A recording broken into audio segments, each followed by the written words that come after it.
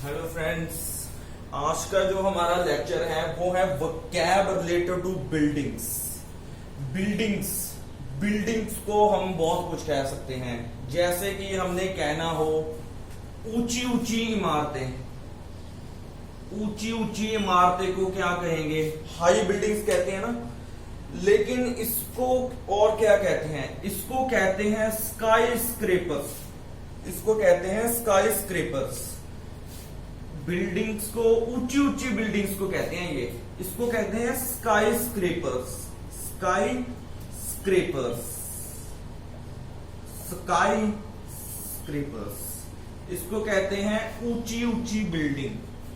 बहुत बड़ी बड़ी बिल्डिंग, जैसे कि फॉरेन कंट्रीज में होती हैं, हमारे साउथ वाली साइड लगा लो, इंडिया में लगा लो, तो उसको ऊंची ऊंची बिल्डिंग को क्या कहते हैं हम?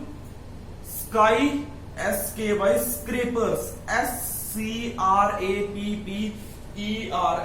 Sky scrapers.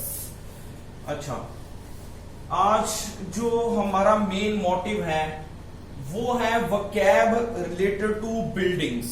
Vocab related to buildings. IELTS के जो टॉपिक्स होते हैं वो बिल्डिंग पे बहुत सारे आते हैं। बिल्डिंग पे तो आता ही आता है। अगर हमने कहना हो कि बिल्डिंग्स जो है उसको ढा देना चाहिए, पुरानी बिल्डिंग्स हैं उसको ढा देना चाहिए, जो पुरानी बिल्डिंग्स हैं उसको है ढा देना चाहिए, उसको पुरानी बिल्डिंग्स को ढा देना चाहिए। तो यहां पे ढाने की इंग्लिश सबको पता है, वो एक तो होती है डिमोलिश। डिमोलिश, ठीक है। ढाने की इंग्लिश क्या होती है? डिमोलिश। इसके जो सिनोनिम्स हैं वो मैं आपको बहुत है, वो मैं बताता हूं। डिमोलिश को और क्या कहते हैं? डिमोलिश को कहते हैं पुल डाउन। जैसे कि हमने कहना हो कि this old building should be pulled down. Should be pulled down. दूसरा सिनोनिम है वो है knock down. Knock down, pull down, knock down. हमने कहना हो this building had better knock down. Had better knock down, चंगा होवेगा जे पुरानी बिल्डिंग को ढा दिया जाए, ठीक है। Pull down, knock down. Third जो सिनोनिम है वो है flatten to the ground. Flatten, flatten to the ground, flatten to the ground. This building should be flattened to the ground. This building, कोई भी बिल्डिंग लगा लो, this building should be flattened on the ground, ठीक है। तीन synonym हमने पढ़े, pull down, knock down, flatten to the ground. और भी हैं, और भी कराता हूं। डिमोलिश को और क्या कहते हैं? ढाना। इसका मतलब होता है ढाना। Pull down, knock down, flatten to the ground, raze to the ground. Raze, raze to the ground. Raze शब्द कहां से बना है? ये बना है रेजर से। रेजर वो वाली रेजर नहीं जो आप समझ रहे हो, वो मिटेने वाली रेजर। ये जो रेज है ये रेजर से बना है। रेज का मतलब ये होता है ढाना। मैं पंजाबी में लिखता हूं टाउना, टाउना। Raze to the ground, flatten to the ground, pull down, knock down. हमने ये चार एक्सप्रेशंस सीखे अगर हमने बिल्डिंग को डिमोलिश करना हो, ठीक है। जो हमारा नेक्स्ट एक्सप्रेशन, जैसे हमने एक एग्जांपल लेनी हो कि this building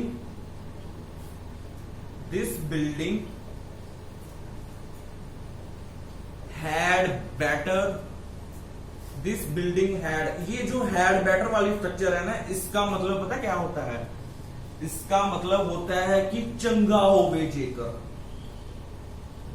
had better, had के साथ हमेशा लगती है थर्ड फॉर्म। तो इसमें कंफ्यूज ना होना कि हैड के साथ बेटर लग गया, ये स्ट्रक्चर होती है। स्ट्रक्चर इसकी जो स्ट्रक्चर है वो है चंगा होवे जेकर, चंगा होवे जेकर। दिस बिल्डिंग हैड बेटर के साथ हमेशा फर्स्ट फॉर्म लगती है, याद रखना, हमेशा first form. This building had better demolished, pull down लिख लो, कोई मर्जी वर्ड यूज कर लो जो आपका फेवरेट लगे। Pull down, this building had better pulled down, demolish down, pull down, ठीक है। पुल डाउन यहां पे फर्स्ट फॉर्म लगेगी, sorry, pull down. This building had better pull down, ठीक है। ये हमारा सेंटेंस बन गया अगर बिल्डिंग को ढाना हो। जो हमारा नेक्स्ट एक्सप्रेशन है, जैसे हम कहते हैं ना कि पंजाबी में बोलते हैं कि नीचे नु तस जाना, जैसे कि कोई अर्थक्वेक आ गया, कोई बहुत बारिश आ गई तो वो जमीन नीचे नु तस जाती है, उसको हम क्या कहेंगे? नीचे नु तस जाना, नीचे तस जाना, नीचे तस जाना, ठीक है। इसको क्या कहेंगे हम? इसको हम क्या कहेंगे? नीचे तस जाना, केव इन, केव इन, केव इन, केव इन। जो केव है वो तो पता है कि क्या होती है, वो तो गुफा होती है, लेकिन ये एक्सप्रेशन है, इसको हम क्या कहेंगे? नीचे को धस जाना, नीचे को धस जाना। जैसे कि हमने एक सेंटेंस लिखना हो कि ओइंग टू, ओइंग टू का क्या मतलब होता है? ओइंग टू, ओइंग टू का मतलब पता क्या होता है? इसका मतलब होता है ड्यू टू, ड्यू टू। और आपको हैरानी होगी, ड्यू टू को हम और क्या कहेंगे? ड्यू टू को और हम थैंक्स टू भी लिख सकते हैं। यस, थैंक्स टू, ये अजीब सा एक्सप्रेशन है, थैंक्स टू। कहीं पर भी आप इसको देख लो, इसको थैंक्स टू भी कह सकते हैं, गूगल पे चेक कर लो, चाहे थैंक्स टू को हम ड्यू टू भी कह सकते हैं, डिक्शनरी चेक कर लो। ड्यू टू को और हम क्या कह सकते हैं? ओइंग टू और थैंक्स टू, ठीक है। जैसे कि हमने कहना हो थैंक्स टू, जैसे कि थैंक्स टू अर्थक्वेक, इसका मतलब ये नहीं है कि अर्थक्वेक को थैंक्स बोल दिया, thanks to means due to. Thanks to earthquake the road, कौन सा एक्सप्रेशन हमने पढ़ा था? नीचे को धस जाना। The road caved in, the road caved in, third form लगे यहां पे, नीचे को धस जाना। द रोड केव्ड इन, ठीक है। थैंक्स टू अर्थक्वेक, यहां पे कोमा, द रोड केव्ड इन, ये डमी सेंटेंस बनाया मैंने। अभी आ जाओ, लास्ट एक्सप्रेशन है जो, वो है हमारा लास्ट एक्सप्रेशन है वो, अगर हमने कहना हो कि माड़ी हालत विच, माड़ी हालत विच, माड़ी हालत विच, ठीक है। इसके बहुत सारे सिनोनिम्स हैं, बहुत सारे हैं। इसको हम कहेंगे इन अ बैड कंडीशन, कहेंगे एक तो इन अ बैड कंडीशन, ये तो बहुत ही सिंपल है, ठीक है। इन अ बैड कंडीशन, ये तो सबको पता है, माड़ी हालत में क्या होता है? इन ए बैड कंडीशन। और क्या कहते हैं हम? इन अ pitiable condition, in a PITIABLE, in a pitiable condition. और क्या कहेंगे? पिटिएबल भी मतलब माड़ा ही होता है, कंडीशन हालत। इन अ pitiable condition, in a deplorable condition. और क्या कहेंगे? Deplorable condition. In a bad condition को और हम क्या लिख सकते हैं? इन अ pitiable condition, in a deplorable condition.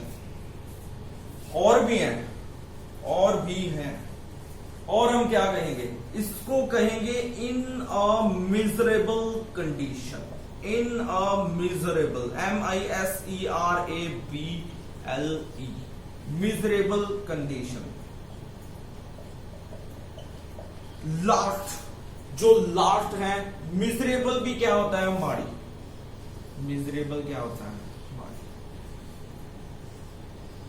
दो और है, इन symbolic condition, symbolic, symbolic, symbolic, in a symbolic, in symbolic, in a symbolic condition, miserable, symbolic, miserable, symbolic। बार बार इसलिए बोल रहा हूं ताकि ये जो वर्ड्स है ना ये याद हो जाए, और ये सारे नहीं लिख के आने एग्जाम में, कोई भी एक लिख देना, कोई भी एक, ये तो नॉलेज के लिए बता रहा हूं मैं आपको। एक और है, एक और है, सिंबॉलिक। एक और है, in pathetic condition, pathetic, PATHETIC, in a pathetic condition. Pathetic condition क्या होती है, माड़ी कंडीशन। कौन कौन से वर्ड हमने पढ़े, in a bad condition, pitiable, miserable, deplorable, symbolic, pathetic. मैं दोबारा बोलता हूं, bad, pitiable, miserable, deplorable, pathetic, symbolic, और बस ये हमारे वर्ड्स हैं आज के। तो वोकैब थी आज बिल्डिंग की। कल हम पढ़ेंगे बिल्डिंग के रिलेटेड एक टॉपिक पढ़ेंगे कल।